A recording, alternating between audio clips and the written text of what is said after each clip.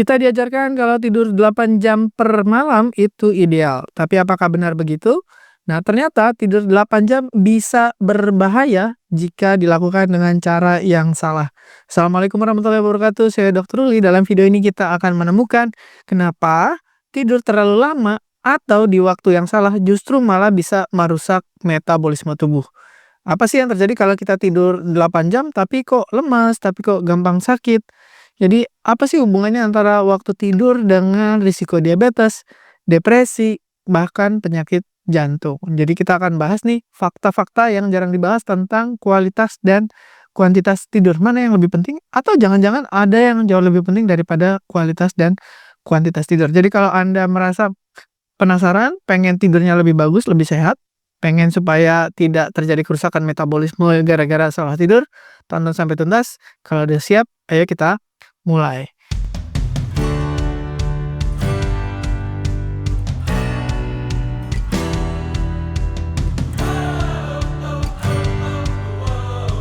Nah, yang pertama kita harus bahas adalah durasi. Durasi bukan segalanya. Selama ini banyak yang bilang tidur harus 8-9 jam per malam. Ya, tapi kalau misalkan 8 jam sering terbangun, misalkan kita 6 jam terus terbangun terus tidur lagi, atau 7 jam terbangun terus tidur lagi. Ternyata itu menyebabkan kita jadi tetap capek, tetap lelah. Jadi tidurnya tidak berkualitas. Walaupun kuantitasnya cukup 8 jam tapi sering terbangun. Nah, namanya tidur terfragmentasi. Hasilnya adalah peradangan di seluruh tubuh, kecapean, gangguan kognitif. Jadi kita jadi lebih cepat lupa, susah nangkep informasi baru, ya terus nggak bisa bertahan konsentrasinya dalam jangka waktu yang lama. Jadi kalau misalkan Anda nonton video saya cuma bisa bertahan 2 menit, 3 menit, ya tidak bisa menangkap informasi dengan baik. Nah, itu jangan-jangan penurunan fungsi kognitif gara-gara tidurnya tidak bagus atau bagus di kuantitasnya, jumlahnya 8 jam, tapi kualitasnya kurang bagus. Ini penelitian dari Harvard Medical School tahun 2019. Jadi kita harus jujur nih, kira-kira apakah jumlah tidur kita cukup? Satu. Yang kedua, apakah kualitas kita bagus tidurnya? Apakah sering terbangun atau ya lancar aja? Ya. Nah, seringkali orang berusaha untuk ngejar jumlah waktu tidur menyebabkan jadwal tidurnya berantakan. Idealnya tentu misalkan jam 9, jam 10 udah bisa tidur sehingga terbangun di jam 5 atau jam 6 pagi. Ini selaras dengan irama atau ritme sirkadian. Jadinya sehat. Ritme sirkadian itu adalah irama tubuh kita yang menentukan kita bangun atau tidur, hormon-hormon kita seperti kortisol, melatonin, dan seterusnya. Nah, tapi karena kita pengen ngejar 8 jam, ternyata kita baru bisa tidur di jam 2, nah kita terpaksa menambah jam tidur sampai jam 10 supaya dapat 8 jam. Hasilnya bukannya sehat, malah terjadi gangguan hormon, risiko diabetes, penyakit jantung, depresi malah meningkat. Nah, ini banyak terjadi pada orang-orang yang kesulitan tidur, terus mungkin bisa tidur hanya di akhir pekan gitu karena paginya kerja, terus dia balas dendam ya, tidur mungkin mulainya jam 2, jam 1, terus tidur sampai bangunnya siang hari. Kalau dibiarkan terus-menerus, tadi risiko-risiko tadi justru malah meningkat. Seperti dipublikasikan di American Journal of Physiology tahun 2016. Jadi lebih bagus yang mana? Lebih bagus di waktu yang pas dan dengan jumlah yang cukup. Jadi nggak perlu memaksakan harus sampai 8 jam. Kalau emang udah waktunya pengen bangun karena matahari sudah mulai terbit, bangun aja. Nanti bisa digantikan mungkin di tidur siang, diganti sedikit gitu ya. Dan di tidur yang berikutnya. Misalkan kita nanti malamnya tidurnya mungkin jauh lebih cepat. Misalkan jam 9 atau jam 8 itu udah mulai tidur. Itu jauh lebih sehat. Nah, karena pengen ngejar waktu tidur supaya 8 jam juga, kadang-kadang baru bisa makan mungkin jam 8 malam atau jam 9 malam. Akhirnya jam 9 atau jam 10 pengennya cepet-cepet tidur. Kenapa? Karena ngejar 8 jam tadi. Tapi karena makannya baru jam 8 malam atau jam 9 malam, akhirnya tidur dalam keadaan setelah makan berat. Nah, inilah yang sering terjadi. Ya, terutama orang yang sibuk ya, kerjanya banyak, pengen tidur cepat supaya bisa bangun pagi, tidurnya cukup, segala macam. Akhirnya, jarak antara makan dengan tidurnya terlalu dekat, akhirnya dampaknya adalah GERD, ya misalkan reflux asam lambung, atau tidurnya gelisah. Kenapa? Karena, ya ketika kita tidur harusnya saluran pencernaan kita istirahat. Jadi semua metabolisme bisa turun dan otaknya bisa mengurangi aktivitasnya, terus aliran darahnya juga tidak secepat ketika kita bangun. Nah, tapi kalau kita habis makan, semua metabolisme naik ya, terus aliran darah juga meningkat menuju ke saluran cerna karena saluran cerna lagi kerja berat. Akhirnya tadi tidurnya kurang nyenyak. Jadi solusinya gimana?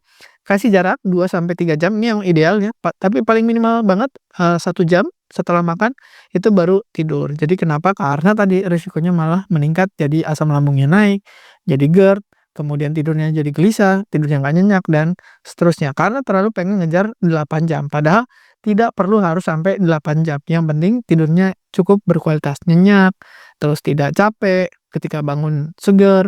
Nah, justru kalau kita tidur terlalu lama, mungkin ada beberapa orang merasa, "Dok, saya tidurnya cukup banget, bahkan bisa sampai 10 jam, ya 9 jam, 10 jam." Kalau usia remaja, usia anak-anak itu dianggap wajar. Tapi ketika usianya sudah dewasa, tidurnya lebih dari 9 jam justru malah berbahaya. Jadi mau tidur malamnya terlalu panjang atau tidur siangnya terlalu panjang, lebih dari 1 jam misalnya tidur siangnya, atau tidur malamnya lebih dari 9 jam, atau sekitar 10 jam gitu. Nah, ini risiko yang lebih tinggi akan meningkat untuk stroke, kemudian penyakit jantung, gangguan metabolik, misalkan resistensi insulin, akhirnya jadi kolesterolnya naik, kemudian hipertensi, dan mungkin juga bisa jadi diabetes. Nah, gejalanya banyak nih, misalkan karena tidurnya terlalu lama justru malah meningkatkan peradangan, meningkatkan resistensi insulin. Nah, tapi bisa juga ini disebabkan oleh tadi ada peradangan kronis, ada gangguan di tiroid, atau mungkin depresi. Jadi kalau kita sudah singkirkan semua penyebab di tubuhnya, misalkan tiroidnya normal, terus peradangannya sudah bagus, tapi kok tidurnya lama ya, cenderung nggak mau bangun tidur. Nah, jangan-jangan ada penyebab selain fisiologis, yaitu psikologis, namanya depresi. Jadi ini sudah pernah dilakukan penelitian, orang yang tidurnya lebih banyak bukan jadi lebih segar, justru malah dia jadi lebih berisiko sakit, atau dia tidur lebih banyak karena dia memang punya penyakit yang tidak diketahui sebelumnya. Salah satunya tadi tiroid, kemudian depresi, dan seterusnya. Nah, gimana kalau tidurnya cukup, "Dok, saya tidurnya 8 jam." Ya, tapi nggak pernah olahraga, nggak pernah gerak, gitu, banyak duduk. Nah, ternyata ketika kita duduk 12 sampai 14 jam sehari, walaupun ditambah dengan tidur 8 jam, itu bukan jadi sehat, tapi tidak sehat. Kenapa? Karena metabolisme kita akan jadi lambat. Jadi tidurnya panjang, tapi nggak pernah gerak, itu metabolisme kita malah turun, dan resistensi insulinnya naik, dan lebih gampang capek gitu ya, cepet capek, cepet lapar, terus nggak bisa fokus ya, nggak bisa mikir, dan seterusnya. Nah, ini udah dibuktikan juga. Jadi gimana? Ya, selain tidurnya cukup, aktivitas cukup, makannya juga harus dijaga. Nah, biasanya nih kalau tidurnya cukup, Dok, 8 jam, tapi ya geraknya kurang lah, terus suka ngantuk kalau di kerjaan, cepet capek, cepet ngantuk, jadi minum kafein.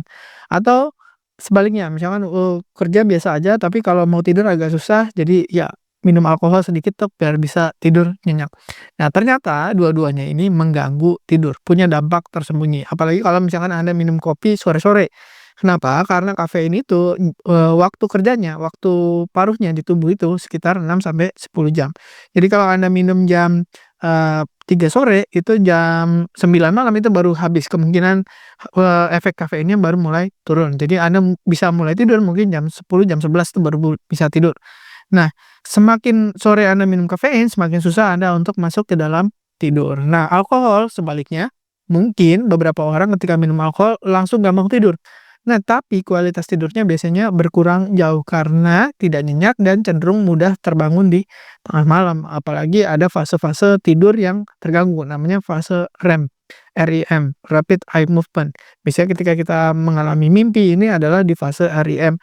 Nah, ketika kita minum alkohol, fungsi ini atau fase ini terganggu. Akhirnya ketika kita bangun, bukannya tambah segar, malah pusing, capek, dan seterusnya. Itulah yang disebut misalkan hangover syndrome. Itu jadi habis minum, tidurnya lama, panjang, tapi bangun nggak segar, pusing, capek, dan seterusnya. Jadi gimana dong tidur yang bagus? Tidur yang bagus bukan hanya masalah durasi, tadi berapa jam, 8 jam, tentu idealnya bagusnya mungkin 6 jam sebenarnya sudah cukup, banyak penelitian bilang seperti itu. Tapi kalau misalkan Anda selama ini 6 jam, coba deh tambahin 7 jam. Ketika 7 jam ternyata lebih enak, lebih segar, berarti selama ini Anda sebenarnya kurang tidur. Tapi kalau misalkan ditambah jadi 7 jam malah jadi capek, malah jadi pusing, malah jadi nggak enak badannya, berarti Anda di 6 jam juga sebenarnya cukup. Selama misalkan Anda juga mengimbangi dengan yang lainnya. Nah, mengimbangi dengan yang lainnya apanya? Nah, tadi kita tidak hanya bicara tidur, secara kuantitas, kita juga tadi bicara tidur secara kualitas, nyenyak atau enggak. Ya, supaya nyenyak harus konsisten, jam tidurnya teratur, terus ada persiapan sebelumnya. Nah, yang paling penting juga adalah konteks. Konteks itu di luar tidurnya. Di luar tidurnya apa? Nah, selain tadi kualitasnya harus nyenyak, terus jadwalnya teratur, di luar tidurnya kita ngapain? Ya, gaya hidupnya, makannya, olahraganya, terus hidupnya sehat atau enggak, merokok atau tidak, minum alkohol atau tidak.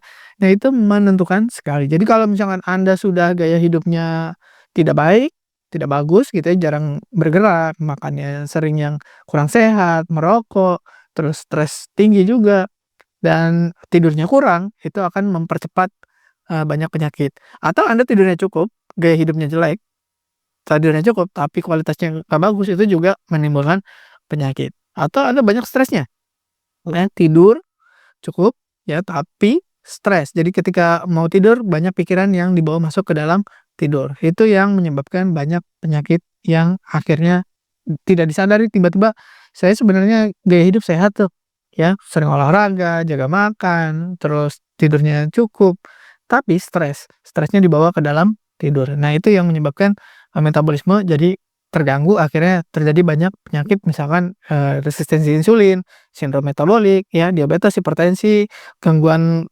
kolesterol, dan seterusnya.